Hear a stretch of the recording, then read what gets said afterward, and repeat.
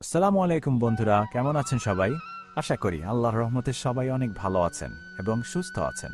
তো আজকে আবারও চলে আসলাম আপনাদের মাঝে নতুন একটা কাজের ভিডিও নিয়ে। আজকের এই ভিডিওতে আমি আপনাদের দেখাবো কিভাবে আমি আমার ইরিখাতের জন্য ব্যবহার করা লম্বা পাইপটা গুছিয়ে নিচ্ছি। এই পাইপটার পিছনে কিন্তু অনেক কষ্ট আর পরিশ্রমের গল্প লুকিয়ে আছে, তাই ভাবলাম আপনাদের সাথে সবকিছু শেয়ার করি। আসলে বন্ধুরা, আমি যে ইরিখাতে পানি দিই সেই ইরিখাতটা আমাদের বাড়ি থেকে অনেক দূরে, আর মোটরটাও আছে অনেক নিচের দিকে। এখন সমস্যা হলো, মোটর থেকে ইরিখাত পর্যন্ত যেতে মাঝখানে অনেক ঘোরানো রাস্তা, ছোট ছোট টার্ন আর কাদামাটির ড্রেন আছে। ড্রেন দিয়ে পানি নিতে গেলে ঠিকমতো পানি যায় না, কোথাও মাটি জমে যায়, কোথাও আবার পানি আটকে থাকে।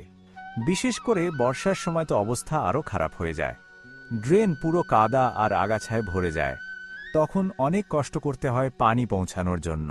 এই সব সমস্যার কথা চিন্তা করে আমি একটা লম্বা পাইপ কিনে এনেছিলাম, যেন মোটর থেকে সরাসরি ইরিখাতে পানি দিতে পারি। প্রথম প্রথম অনেক ভালোই চলছিল। পাইপ দিয়ে পানি দিলে খুব তাড়াতাড়ি পানি চলে যেত আর কাজও সহজ হয়ে গিয়েছিল। আমি প্রতিদিন এই পাইপ দিয়ে ইরিখাতে পানি দিতাম।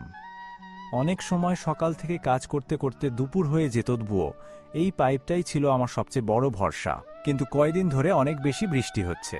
বৃষ্টির জন্য চারপাশে এত ঘাস আর আগাছা জন্মে গেছে যে পাইপটা পুরো ঘাসের নিচে ঢেকে গিয়েছিল।